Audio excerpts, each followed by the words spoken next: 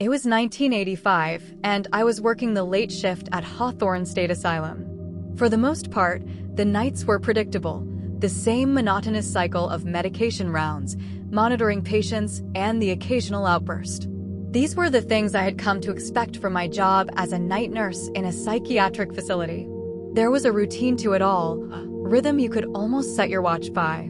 The shift change at 11, the quiet lulls around midnight, and even the louder moments, the screams of patients in various stages of mental breakdowns, the sobbing that echoed down the long corridors, the muffled conversations of staff members trying to stay awake during the endless hours of darkness. But this night would prove to be anything but ordinary.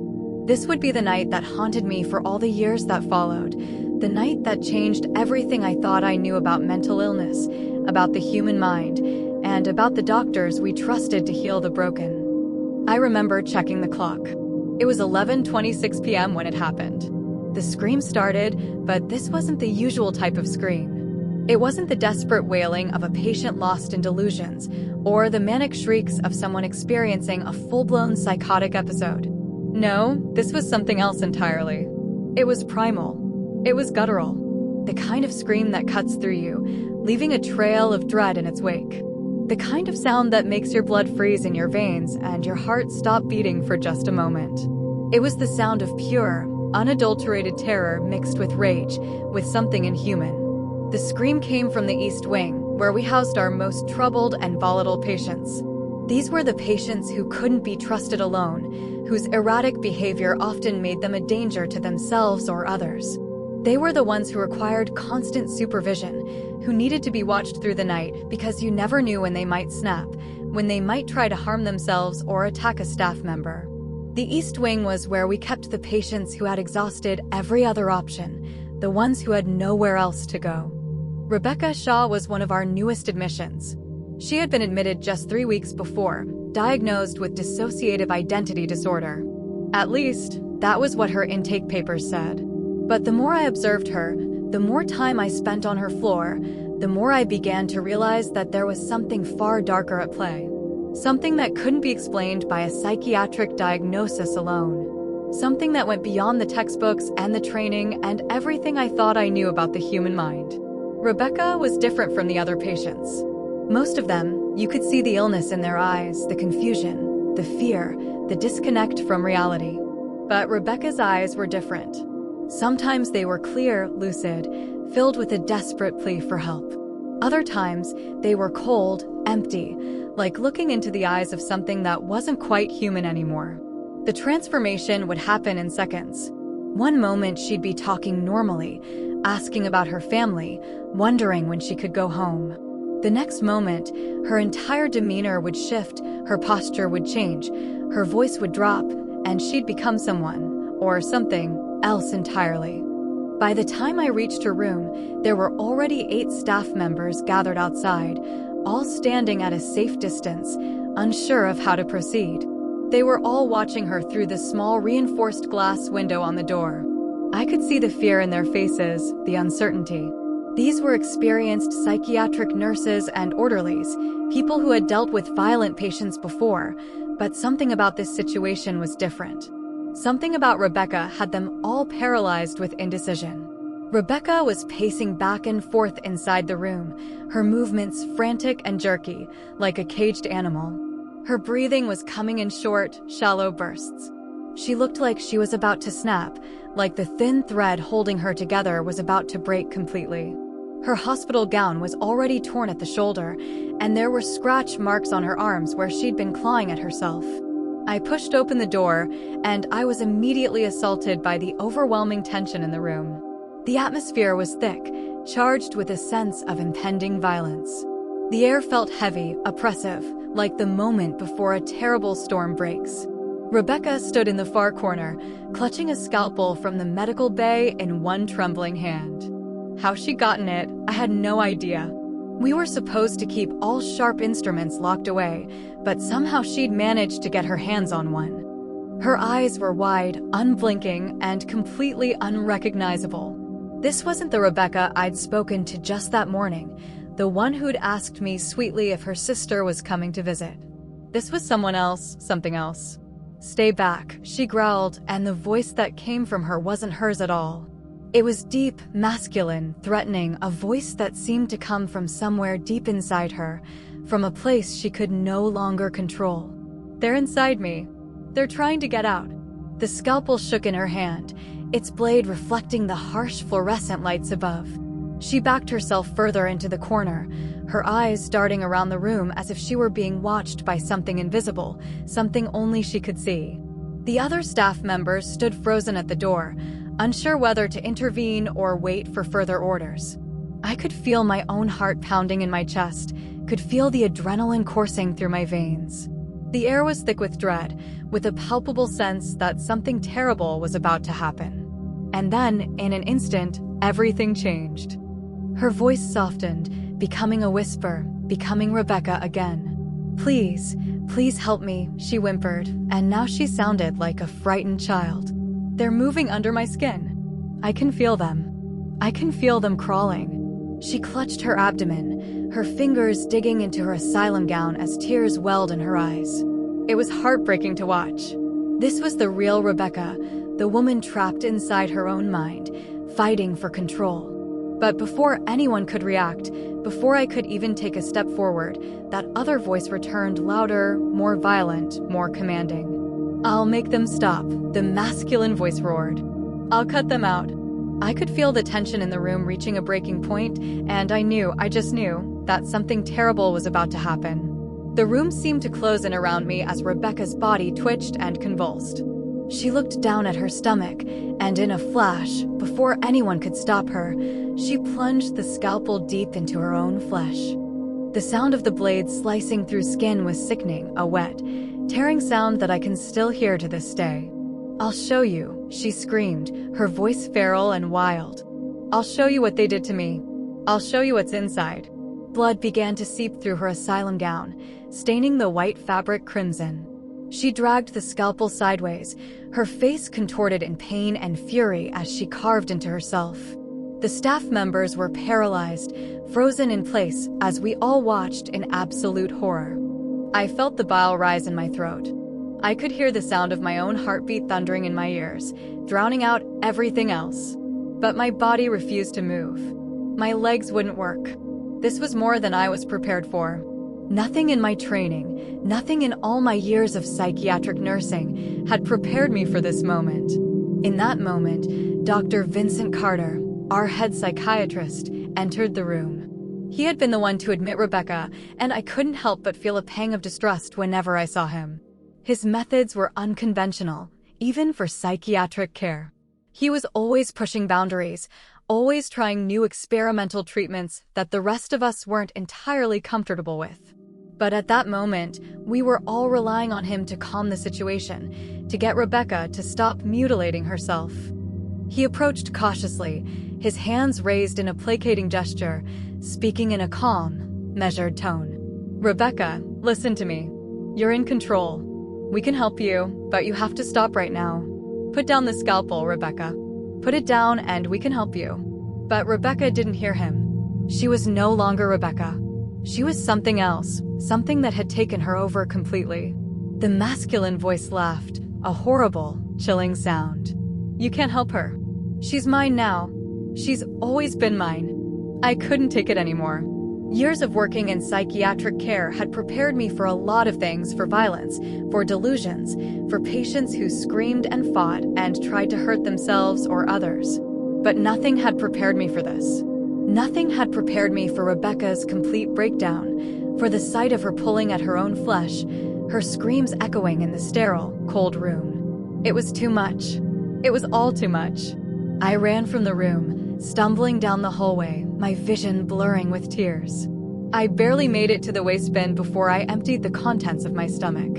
The cold tile under my feet seemed to mock me as I tried to regain my composure, tried to steady my shaking hands. But the images of Rebecca, of the blood, of that horrible laughing voice, would not leave my mind. It was as though I could still feel the scalpel in my hands, could still feel the weight of it, the wrongness of it. The aftermath was swift, and it was devastating. Rebecca survived, though barely. She was sedated heavily and placed under strict 24-hour supervision for the next several weeks. The wound she'd inflicted on herself required extensive surgery and over 60 stitches. The doctors said she was lucky to be alive, that she'd narrowly missed severing something vital. But looking at her afterwards, pale and unconscious in her bed, strapped down to prevent any further self-harm, I wondered if lucky was really the right word. The staff, too, were shaken. All of us who had witnessed what happened that night were different afterwards. We couldn't erase what had happened, no matter how much we tried to act like it was just another day at Hawthorne, just another incident in a long line of incidents. But we all knew it wasn't. We all knew that something fundamental had changed that night. But it wasn't just Rebecca's breakdown that haunted me. It was Dr. Carter's role in it. It was what I would learn in the weeks and months that followed. You see, about 2 weeks after the incident, I was working the day shift for once, covering for another nurse who'd called in sick. I happened to be near Dr. Carter's office when I heard raised voices. I shouldn't have listened, I know that, but something made me stop. Something made me press closer to the door. "You can't keep doing this, Vincent." It was Dr. Patricia Monroe, one of the senior psychiatrists. "What happened with Rebecca Shaw was unconscionable. You know what you did." I was trying to help her. Dr. Carter's voice was defensive, angry. "These conventional methods aren't working. These patients need something more, something radical." Radical? You call pumping her full of experimental hallucinogens radical? You call administering untested drugs without approval radical? That's not radical, Vincent, that's criminal. You could have killed her. There was a long silence. My heart was pounding. Hallucinogens? What was Dr. Monroe talking about? "She was suffering," Dr. Carter said finally, his voice quieter now. "They're all suffering. I'm just trying to find a way to reach them, to break through the barriers their minds have created. Sometimes you have to break something down completely before you can rebuild it. That's not your decision to make." Dr. Monroe shot back. "And now that girl has nearly killed herself because of your treatment. Do you understand what you've done? Do you understand the liability, the ethical violations?" I heard footsteps approaching the door, and I quickly moved away, pretending to be checking a chart. Dr. Monroe emerged, her face flushed with anger, and she didn't even notice me as she strode down the hallway. That conversation changed everything. I couldn't stop thinking about it. Had Dr. Carter really been experimenting on Rebecca? Was that why she'd had such a violent episode? I started asking questions, quietly, carefully. I talked to other nurses, to orderlies who'd been working in the East Wing. And slowly, a picture began to emerge. Dr. Carter had been running his own private research project, completely off the books. He'd been selecting certain patients with dissociative disorders, with severe trauma histories, and administering high doses of hallucinogenic drugs.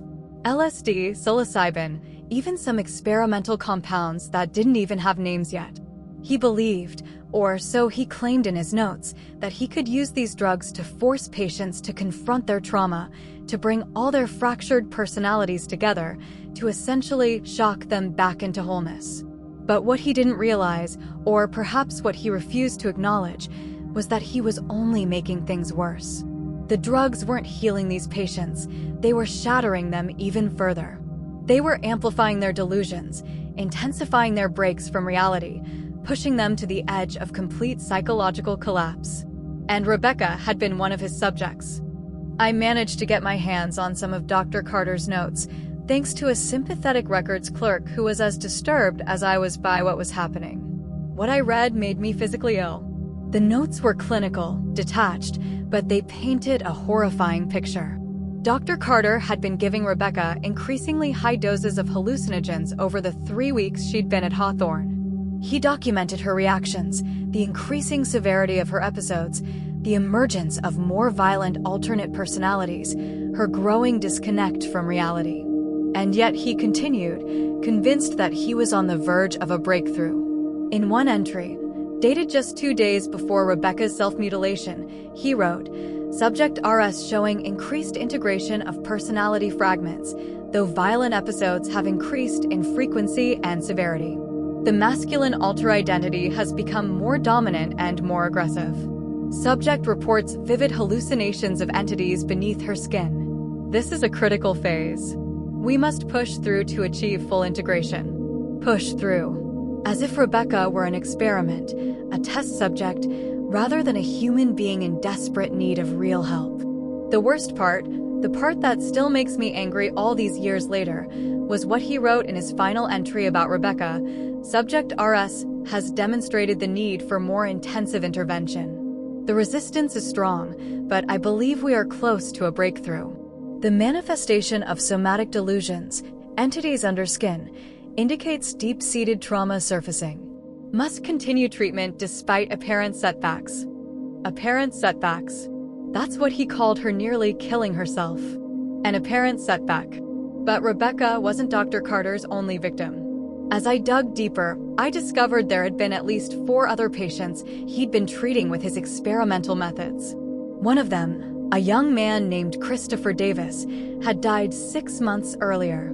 The official cause of death was listed as cardiac arrest, but now I wondered, had Dr. Carter's drugs contributed to his death? Had he been so lost in his delusions, so terrified by the hallucinations, that his heart had simply given out? Another patient, Margaret Chin, had been transferred to a different facility after she'd become completely catatonic. She'd stopped speaking, stopped moving, stopped responding to any stimuli. She just sat, staring at nothing, trapped in some nightmare place inside her own mind. Dr. Carter had written that off as a pre-existing condition worsening, but now I knew better. I tried to report what I'd found. I really did. I went to the asylum's administrator, a man named Richard Thornton, with the notes I'd copied. But he didn't want to hear it. He told me, in no uncertain terms, that I was overstepping my bounds, that I didn't understand the complexities of psychiatric research, that Dr. Carter was a respected professional who was doing groundbreaking work.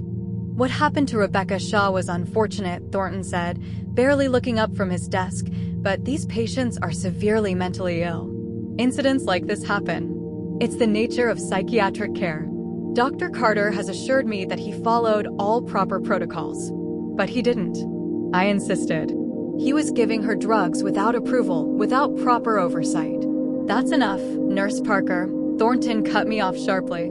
Unless you want to find yourself looking for a new job, I suggest you focus on your duties and leave the medical decisions to the doctors. Is that clear? It was clear, all right. It was clear that the asylum administration was going to protect Dr. Carter, was going to bury this whole thing to protect the institution's reputation. They didn't care about Rebecca or Christopher or Margaret or any of the other patients. They cared about lawsuits, about bad publicity, about maintaining the facade that Hawthorne was a respectable psychiatric facility. I felt sick. I felt helpless. But what could I do? I was just a nurse. I had no authority, no power. And Dr. Carter knew it. He cornered me one evening, about 3 weeks after Rebecca's incident. I was in the break room, exhausted after a long shift, when he walked in. We were alone. He closed the door behind him, and I felt a chill run down my spine. "I hear you've been asking questions," he said quietly. His voice was calm, but there was an edge to it, a threat barely concealed beneath the surface. "I'm concerned about my patients," I replied, trying to keep my voice steady. "Your patients?" He smiled, but it didn't reach his eyes. "You're a nurse, Miss Parker. You follow orders. You administer medications. You're not qualified to make judgments about treatment protocols or research methodologies." "I'm qualified enough to know when something is wrong," I shot back, surprising myself with my boldness. "What you did to Rebecca Shaw was wrong. What you've been doing to these patients is wrong." His smile vanished. For a moment, I saw something frightening in his eyes, a cold, calculating look that made me realize just how dangerous he might be. "Be very careful," he said softly. "You're making accusations you can't prove. And even if you could, who do you think they'll believe? A respected psychiatrist with years of experience and multiple research publications? Or a night shift nurse with a tendency toward hysteria?" Hysteria.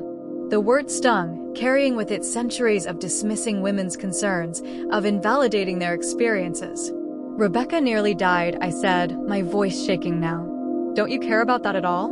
"Rebecca Shaw was dying long before she came here," Dr. Carter replied coldly. "Her mind was fractured beyond repair. I was trying to save her, to give her a chance at a normal life. Sometimes, in medicine, we have to take risks. We have to push boundaries. That's how progress is made. "That's not progress," I whispered. "That's torture." He stared at me for a long moment, and then, without another word, he turned and left the room. That was the last real conversation I had with Dr. Vincent Carter. 3 days later, on a cold October evening, Dr. Carter didn't show up for his scheduled rounds. His office door was locked. His car was gone from the parking lot. At first, everyone assumed he called in sick, or perhaps had a family emergency. But as the hours passed and no one could reach him, concern turned to alarm. His car was found 3 days later, parked at Harrison's Bridge, a place known for its dark history. At least a dozen people had jumped from that bridge over the years, their bodies carried away by the swift current below. Dr. Carter's journal was found on the passenger seat, but Dr. Carter himself was gone. The journal was disturbing. I never got to read it myself, but I heard about it from others. It was filled with rambling notes about the price of progress and what must be done to unlock the mind's true potential. He wrote about how the world wasn't ready for his methods, how he was being persecuted for trying to help people. He wrote about Rebecca, about how her case haunted him, about how he saw her face every time he closed his eyes. In the final entry, he wrote, "Perhaps I pushed too hard. Perhaps I believed too much in my own abilities. But someone had to try. Someone had to be willing to go to the places other doctors feared. If my methods were too extreme, if I caused harm when I intended to heal, then let this bridge be my judgment. Let the water wash away my sins." They never found his body. The current was strong, and bodies that went into the water at Harrison's Bridge rarely surfaced. After 2 weeks of searching, Dr. Vincent Carter was officially declared missing, presumed dead. The asylum administration, of course, did everything they could to hide his actions, to bury the scandal. An investigation was launched, but it was perfunctory, shallow. The administration claimed they had no knowledge of Dr. Carter's experimental treatments, that he had been acting entirely on his own, without authorization or oversight. They painted him as a rogue element, a brilliant but troubled man who had gone too far in his pursuit of medical advancement. The truth came out in pieces, but slowly, reluctantly, like pulling teeth. I testified, along with several other nurses and staff members who had witnessed what was happening in the East Wing. We told investigators about the drugs, about the patients who had suffered under Dr. Carter's care, about the warnings that had been ignored. But in the end, very little came of it. A few administrators were quietly let go, some protocols were updated, and the whole incident was filed away as an unfortunate aberration. The families of the patients Dr. Carter had experimented on were offered quiet settlements, contingent on their signing non-disclosure agreements. Most of them took the money. What else could they do? Their loved ones were already broken. No amount of litigation would change that. Rebecca Shaw was transferred to a long-term care facility 6 months after her incident. I heard that she never fully recovered, that the medications kept her stable but distant, like she was watching the world from behind a thick pane of glass. The violent alter personality that had emerged that night never fully went away. It lurked beneath the surface, occasionally breaking through despite the heavy sedation. I transferred to outpatient care the following month. I couldn't stay at Hawthorne after that, after what I had seen, after what I had learned. I couldn't walk those halls anymore without seeing Rebecca's face, without hearing her screams, without remembering the sound of that scalpel cutting through flesh. But sometimes, even now, all these years later, I still think about her. I still hear the sound of her voice, the two voices fighting for control. The voice of the woman who had begged for help, and the other voice, deep and angry, that had condemned her to a fate she couldn't escape.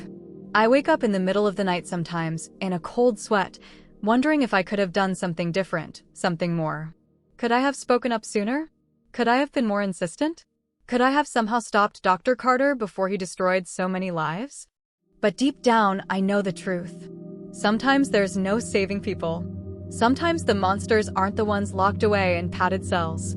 They're the ones who hide in plain sight, cloaked in the guise of healers and doctors, wearing white coats and speaking in calm, authoritative voices. They're the ones who convince themselves that the end justifies the means, that progress requires sacrifice, that a few broken lives are acceptable losses in the pursuit of knowledge. Dr. Vincent Carter believed he was helping people.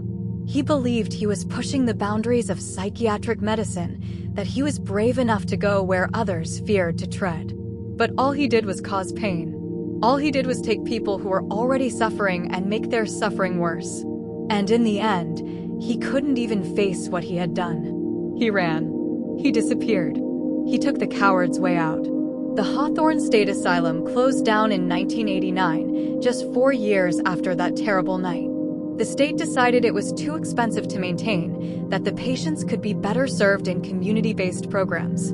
The building stood empty for several years before it was finally demolished in 1994. I heard about the demolition on the news.